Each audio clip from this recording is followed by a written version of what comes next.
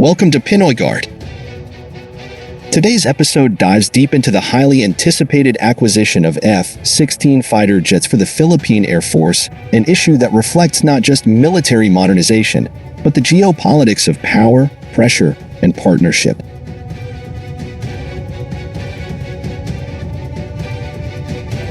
Let's begin with the latest. Despite headlines hailing a $5.58 billion F-16 package from the United States, the Philippine government has not yet received a formal offer. That's according to Defense Secretary Gilberto Teodoro Jr., who recently spoke to reporters in an ambush interview in Mandaluyong City. "We are still waiting for a formal offer and proposal. We have not received any until now," Secretary Teodoro clarified. This statement pulls back the curtain on the real status of the deal. Approval in Washington is not the same as a finalized sale in Manila. What did the U.S. approve? Earlier this month, the U.S. State Department approved a potential foreign military sale, FMS, of 20 F-16s to the Philippines, a major development hailed as part of deepening U.S.-Philippine defense ties under the Enhanced Defense Cooperation Agreement, EDCA. Specifically, the Philippines requested 16 F-16C Block 70-72 single-seat fighters, 4 F-16D Block 70-72 two-seat variants, along with munitions, support equipment, spare parts, and training packages. The deal would also include AM-120C, 8 AMRAAMs, Joint Direct Attack Munitions, DAMs, sniper targeting pods, and even HARM anti-radiation missiles, a full suite of weapons to ensure real combat capability. The total estimated cost? $5.58 billion, or roughly 320 billion peso. AFP, hopeful but cautious.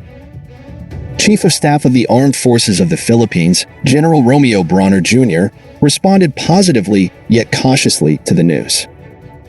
"We're happy that the U.S. Congress approved the sale of 20 F-16s to us, but there is no final decision on this," he emphasized. According to Brawner, the procurement of multi-role fighters, MRFs, is not just about prestige, it's crucial to the country's external defense posture, especially amid increasing pressure from China in the West Philippine Sea. "Hopefully, we will be able to expedite the acquisition of these assets because these are very important," he added. Why the F-16? The F-16 Fighting Falcon, especially the Block 70-72 variant, is a proven, fourth-generation multi-role fighter with modern radar and /APG, 83 AESA, digital cockpit systems, improved engine thrust, extended service life, up to 12,000 flight hours. It can carry a wide array of weapons and conduct missions such as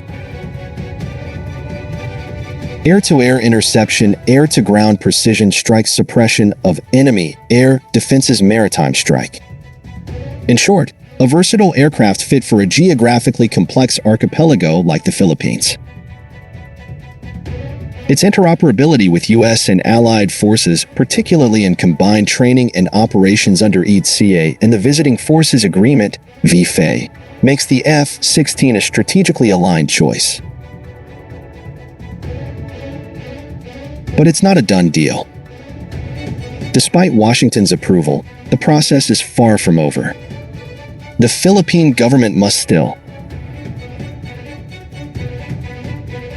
review the formal letter of offer and acceptance, LOA, conduct legal and technical evaluations, secure funding, which may require congressional or Malacanang-level approval, negotiate offset agreements, logistics timelines, and training support. As of now, none of that has been completed. This puts the ball squarely in Manila's court, and the AFP knows it.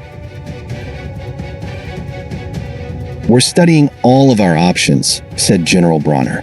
"Whether these are the F-16s, the Gripen, or whatever other multi-role fighters, we're just studying them." The competition, Gripen in the shadows. The Saab JAS 39 Gripen from Sweden remains a strong contender.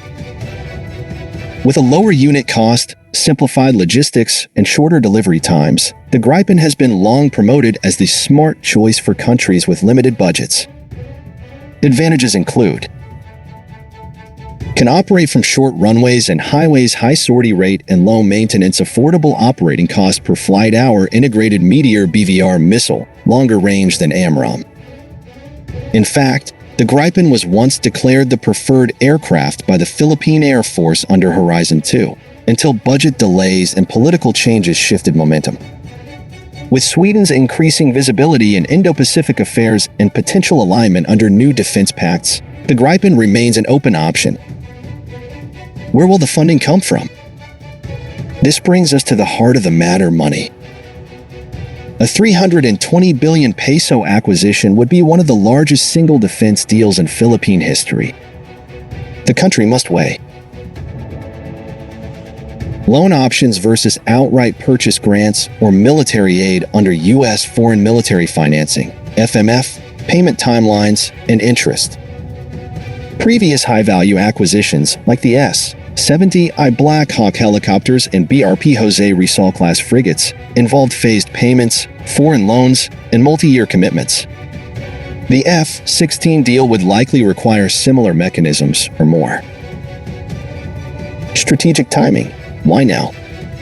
The urgency of the MRF acquisition isn't just about modernization, it's also about regional deterrence. As Chinese maritime forces grow bolder in the West Philippine Sea, and the geopolitical climate intensifies, the Philippines must strengthen its air and maritime domain awareness. F-16s, or any capable MRF, can extend patrol range over the Philippine EZ, respond quickly to incursions, serve as credible deterrents, coordinate with U.S. and ASEAN allies in joint operations. Without fighter jets, the Philippine Air Force's air sovereignty missions rely on propeller aircraft and limited radar coverage, a major vulnerability. Defense modernization. Horizon 3 priority. The F-16 falls under the AFP modernization program's Horizon 3, covering 2023 to 2028. Top priorities include multi-role fighters, shore-based missile systems, unmanned aerial systems, maritime patrol aircraft, naval frigates, and submarines.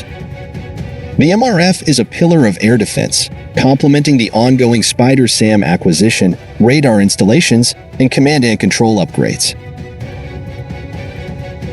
Without modern fighters, the country risks a capability gap that adversaries could exploit. The road ahead. So where does this leave us? Secretary Teodoro's statement is clear. The F-16 deal is not yet real, not until the paperwork is signed, sealed, and funded. General Bronner's posture is cautious but hopeful. The AFP wants these fighters, but remains open to alternatives. And in the background, time is ticking. Because every month without a decision is another month the Philippine skies go without real air deterrence. Final thoughts. This is not just a story about buying jets. It's a reflection of the country's evolving role in Indo-Pacific security, of how strategic decisions today will echo for decades, and of whether the Philippines can truly fly higher in the face of growing threats. For continuous updates on the Philippine Air Force's modernization, multi-role fighter acquisitions, and the real story behind the headlines, don't forget to like, subscribe, and hit the bell icon. This is Pinoy Guard, your voice in Philippine defense.